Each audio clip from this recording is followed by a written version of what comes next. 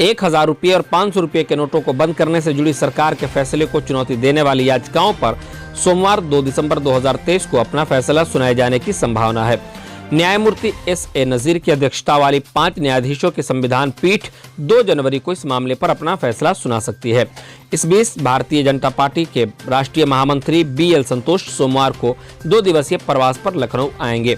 Party मुख्यालय से जारी एक विज्ञप्ति में भारतीय जनता पार्टी के प्रदेश महामंत्री गोविंद नारायण शुक्ला ने बताया कि राष्ट्रीय महामंत्री बी.एल. संतोष 2 दिवसीय प्रवास के दौरान पार्टी के प्रदेश पदाधिकारियों, क्षेत्रीय अध्यक्षों, जिला प्रभारियों, मोर्चों के अध्यक्षों के साथ संगठनात्मक बैठक करेंगे तथा पार्टी द्वारा चलाए जा रहे अभियानों, कार्यक्रमों की समीक्षा करेंगे और आगामी संगठनात्मक कार्य योजनाओं को लेकर मार्गदर्शन करेंगे।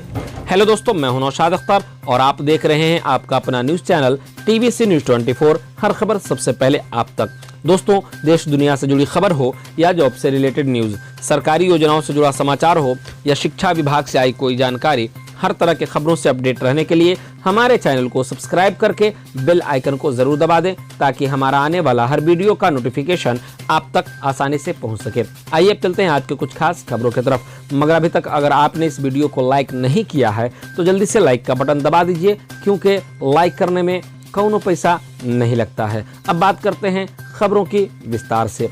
सबसे पहले आज की तारीख है 2 जनवरी 2023, दिन सोमवार।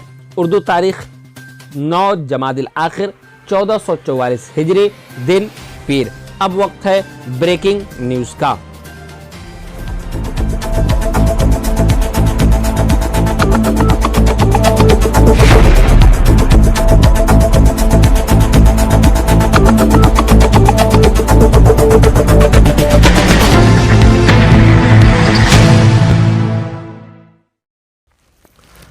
दिसंबर में भारत की बेरोजगारी दर बढ़कर 8.3% हो गई। यह 16 महीने में सबसे ज्यादा थी। Centre for monitoring Indian economy CMIE के रविवार के आए डेटा में यह बात कही गई है। नवंबर में यह दर 8% थी। मोदी के प्रण और योगी के संकल्प से बनेगा एक और भव्य राम मंदिर। जय श्री राम से खुलेगा बीजेपी के लिए दक्षिण का द्वार। जी हाँ दोस्तों, अयोध्या में भव्य राम मंदिर में भगवान श्री राम के मंदिर के गर्भगृह में विराजने की तिथि का ऐलान हो चुका है। मोदी का प्रण और योगी का संकल्प 2024 में मकर संक्रांति के दिन पूरा होगा। पर एक और राम मंदिर है जिसके भव्य निर्माण का ऐलान किया गया है। यह राम मंदिर है कर्नाटक में। राज्य की बेम्मई सरकार ने रामदेवरबेट्टा में अयोध्या के राम मंदिर के तर्ज पर एक प्राचीन राम मंदिर को भव्य मंदिर में तब्दील करने की बात कही है। जी हाँ दोस्तों, दिल दहलाने वाली घटना, अधिकतर पसलियां हो गई अलग। पिछले हिस्से में रगड़ से लगी आग, शव देख पुलिस के रोंगटे हो गए खड़े। जी हाँ दोस्तों, बाहरी दिल्ली इलाके में रोंगटे खड़े कर देने वाली सनसनीखेज घटना सामने आई है। शराब के नशे में चूर 5 युवक अपनी बेलोनो कार से स्कूटी सवार युवती को पहले टक्कर मारी और फिर उसे करीब 8 किलोमीटर तक घसीटते ले गए। युवती कार में फंसी रही। युवती की हालत यह हो गई कि उसके सारी हड्डियां चकनाचूर हो गई और उसके तन पर एक भी कपड़ा नहीं बचा। युवती के दोनों पैर, सिर और शरीर के अन्य हिस्से बुरी तरह से कुचले गए। दिल्ली को दहला देने वाला यह घटना उस समय सामने आया जब नए साल के जश्न को लेकर पूरी दिल्ली पुलिस, यहां तक कि दिल्ली पुलिस आयुक्त संजय अरोड़ा सड़कों पर थे। इसे देश के सबसे बड़ी दर्दनाक सड़क दुर्घटना बताया जा रहा है। सुल्तानपुरी थाना पुलिस ने मामला दर्ज कर 5 आरोपियों को गिरफ्तार कर लिया है। युवती के शव को पोस्टमार्टम कर परिजनों को सौंप दिया गया है। पठान, पाकिस्तानी गाने को चोरी कर बना पठान का बेशरम रंग। सिंगर सज्जाद अली ने वीडियो शेयर कर लगाया आरोप। जी हां दोस्तों, शाहरुख खान की फिल्म पठान के गाने बेशरम रंग को लेकर विवाद खत्म होने का नाम ही नहीं ले रहा है। बेशरम रंग में दीपिका पादुकोण के बिकिनी को लेकर शुरू हुए बवाल के बीच भारत में खूब विरोध प्रदर्शन हुआ है, जिसके बाद सेंसर बोर्ड ने मेकर्स को इसमें कुछ बदलाव की सलाह दी है। वहीं अब पाकिस्तान के सिंगर सज्जाद अली ने इस पर तंज कसा है। ऐसे में एक बार फिर बेशरम रंग विवादों में आ गया है। साल के पहले दिन जम्मू कश्मीर में 3 आतंकी घटनाएं। जी हां दोस्तों, नए साल के पहले दिन ही जम्मू कश्मीर में हुई 3 आतंकी घटनाएं। राजौरी में आतंकियों ने अंधाधुंध गोलीबारी की, जिसमें 3 लोगों की मौत हो गई, शायद घायल भी हो गए। इसके अलावा श्रीनगर के हवाल चौक पर आतंकियों ने सीआरपीएफ की 28वीं बटालियन के बंकर पर ग्रेनेड से हमला किया। इसमें एक नागरिक घायल हो गया। वहीं पुलवामा के राजपुरा इलाके में सीआरपीएफ के एक जवान से AK-47 राइफल छीनने का मामला भी सामने आया है। दिल्ली में बिना कपड़ों के मिला लड़की का शव। दिल्ली के कांझवाला में एक युवती की दर्दनाक मौत। यहाँ कुछ युवकों ने स्कूटी सवार युवती को टक्कर मारी और फिर मदद करने के बजाय युवती को कई किलोमीटर तक घसीटते हुए ले गए।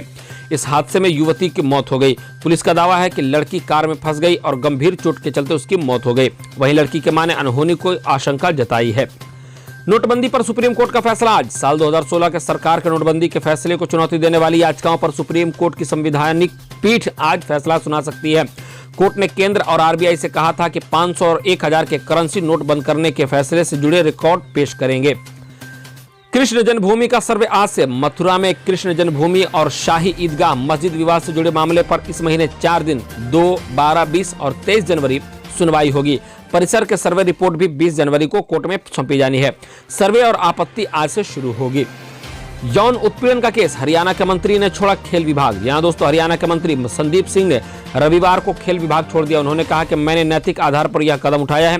राज्य की महिला जूनियर एथलेटिक्स की एक कोच ने संदीप पर यौन उत्पीड़न का आरोप लगाया है। कोच की शिकायत पर चंडीगढ़ पुलिस ने शनिवार रात संदीप पर एफआईआर दर्ज की थी। संदीप पर छेड़छाड़, गलत तरीके से छूने जाने से मारने की धमकी देने जैसी गंभीर धाराओं में केस दर्ज हुआ है। क्रिकेट टीम में चयन के लिए 2 फिटनेस टेस्ट जरूरी। जी हां दोस्तों, इस साल होने वाले क्रिकेट वर्ल्ड कप को ध्यान में रखते हुए भारतीय क्रिकेट कंट्रोल बोर्ड बीसीसीआई ने खिलाड़ियों को फिटनेस पर ध्यान देना शुरू कर दिया है। रविवार को हुई बोर्ड मीटिंग में खिलाड़ियों के लिए फिटनेस से जुड़े यो टेस्ट की फिर जरूरी बना दिया गया है। डेक्स्टा टेस्ट, बोन स्कैन टेस्ट को भी मंजूरी दी गई है। इन दोनों टेस्टों पर खरे उतरने वाले खिलाड़ियों को ही टीम में जगह दी जाएगी। कोविड के चलते इन टेस्ट में पहले ढील दी गई थी। सूर्यनगरी एक्सप्रेस ट्रेन के 8 डब्बे पटरी से उतरे। राजस्थान के पाली में बांद्रा से जोधपुर जा रही सूर्यनगरी एक्सप्रेस ट्रेन के 8 डब्बे पटरी से उतर गए।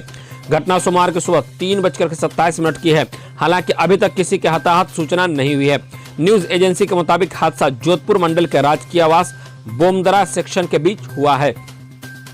नासिक में एक केमिकल कंपनी में भीषण आग, 2 लोगों की मौत। यहाँ दोस्तों महाराष्ट्र के नासिक जिले में रविवार को एक केमिकल कंपनी का बॉयलर फटने से भीषण आग लग गई।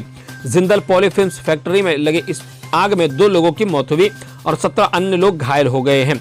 घायलों में 4 की हालत गंभीर है। बॉयलर में ब्लास्ट इतना जोरदार था कि आवाज आसपास के गांव में भी सुनाई दी। दूर से ही आग और धुआं देखा जा सकता था। नायडू के जनसभा में फिर से बची भगदड़। जहां दोस्तों 3 की मौत। आंध्र प्रदेश के गुंटूर में रविवार को तेलुगु देशम पार्टी के कार्यक्रम में भगदड़ से 3 महिलाओं की मौत हो गई। हादसे में कई लोग घायल भी हुए हैं। इससे पहले 28 दिसंबर को भी नेल्लूरू में चंद्राबाबू नायडू के जनसभा में भगदड़ मची थी, जिसमें 8 लोगों की मौत हो गई थी। कमर्शियल एलपीजी सिलेंडर 25 रुपये महंगा हुआ। दिल्ली में अब 19 किलो का कमर्शियल एलपीजी सिलेंडर महंगा होकर 1768 रुपये में मिलेगा। अन्य राज्यों में भी दाम बढ़े हैं। घरेलू रसोई गैस सिलेंडर की कीमत में कोई बदलाव नहीं हुआ है। वारंटी को गिरफ्तार करने गए दरोगा जी को अपराधियों ने पीटा। जी हां दोस्तों, बिहार की राजधानी पटना से बड़ी खबरें सामने आ रही हैं, जहां पटना के दीघा थाना क्षेत्र के जहाज घाट में एक अपराधी ने अपने समर्थकों के साथ दीघा थाना के दरोगा की जमकर पिटाई कर दी है। पुलिस की पिटाई की खबर के बाद पुलिस महकमे में खलबली मच गई है। अब बिहार की खबरें लगातार। पुलिस ने नशे की हालत में 2 युवती समेत 8 युवकों को पकड़ा। जी हां दोस्तों, बिहार के नालंदा में पुलिस ने 2 युवती समेत 10 लोगों को पकड़ा है। सोहसराय थाना क्षेत्र में न्यू ईयर का जश्न के दौरान बार बालाओं के साथ शराब के नशे में ठुमके लगा रहे थे, जिसकी सूचना मिलने के बाद मौके पर पहुंची पुलिस ने 8 युवकों को गिरफ्तार करके जेल भेज दिया है। नालंदा में पीएचईडी कर्मी को बदमाशों ने मारी गोली। जहां दोस्तों बिहार के नालंदा के हरनौत थाना क्षेत्र रेलवे स्टेशन पर बाइक सवार बदमाशों ने पीएचईडी कर्मी को गोली मार दी।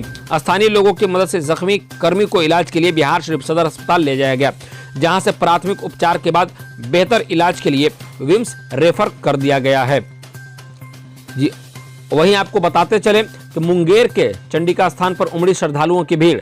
नए साल पर पूजा पाठ के लिए राज्य के मंदिरों में अहले सुबह से ही भक्तों की भीड़ उमड़ रही है। मुंगेर के चंडिका स्थान में भी दर्शन पूजन के लिए सुबह 4 बजे से भक्तों की भीड़ उमड़ने लगी। बता दें कि देश के पावन शक्ति पीठों में मुंगेर का चंडिका स्थान भी शामिल है। नवरात्र में यहाँ श्रद्धालुओं की भारी भीड़ होती है। मान्यता है कि यहाँ देवी सती का नेत्र गिरा था। इसके बाद यहाँ मंदिर का स्थापना हुई थी। शक्ति पीठ में माँ की बाईं आंख की पूजा की जाती है। मंदिर के पुजारी ने बताया कि यहाँ अंग प्रदेश के राजा कर्ण हर दिन 1.25 मन सोना दान करते थे। महाभारत काल में इसका वर्णन भी है। नए साल पर सिवान के दरौली में सरयू नदी के बीच पिकनिक मनाने पहुंच रहे लोग। जी हां दोस्तों, नए साल पर सिवान के दरौली में मुंबई के जुहू बीच जैसा नजराना देखने को मिला। सरयू नदी के बीच में लोग जमकर पिकनिक मना रहे हैं। यहाँ पिकनिक स्पॉट युवाओं के लिए काफी पसंदीदा जगह है। यहाँ दूर दराज से भी सैलानी पिकनिक का आनंद लेने आते हैं। चारों तरफ नदी के बीचों बीच भारी संख्या में लोग एकत्रित होकर न्यू ईयर को सेलिब्रेट कर रहे हैं। वहीं कुछ नाव पर बैठकर नदी में आनंद लेते हुए सेल्फी लेते हुए भी नजर आए हैं। महागठबंधन सरकार की संपत्ति सार्वजनिक की गई। यहाँ दोस्तों बिहार कैबिनेट के मंत्रियों ने अपने संपत्ति का ब्यौरा जारी किया है। मुख्यमंत्री नीतीश कुमार और डिप्टी सीएम तेजस्वी यादव ने भी अपने संपत्ति की जानकारी साझा की है। मुख्यमंत्री ने इस बार अपनी संपत्ति में बेटे की संपत्ति का जिक्र नहीं किया है। सीएम नीतीश के नाम पर 16,68,869 रुपए की चल संपत्ति है। पटना के महावीर मंदिर में उमड़ी भक्तों की भीड़। नए साल पर पटना के महावीर मंदिर में सुबह से श्रद्धालुओं की भारी भीड़ उमड़ी। मंदिर से लेकर जीपीओ गोलंबर तक यहां भी भीड़ लगी हुई है। लंबी लाइन लगाकर भक्त हनुमान जी के दर्शन के लिए लंबी लाइन में लगे हैं। इस मंदिर को मनोकामना मंदिर माना जाता है, इसलिए यहाँ दूर दूर से लोग पूजा करने पहुंचते हैं। साल की शुरुआत पर लोग यहाँ आ रहे हैं। मंदिर में राम भक्त हनुमान की युगम प्रतिमाएं एक साथ है। पहली प्रतिमा परिणतराय साधु नाम यानी अच्छे लोगों की सुरक्षा के लिए है और दूसरी विनाशाय च दुष्कृताम जिसके अर्थ है दुष्ट लोगों की बुराई दूर करने के लिए। उत्तर भारत के प्रमुख मंदिरों में से यह मंदिर भी एक माना जाता है। दोस्तों इसी के साथ आज का समाचार समाप्त होता है।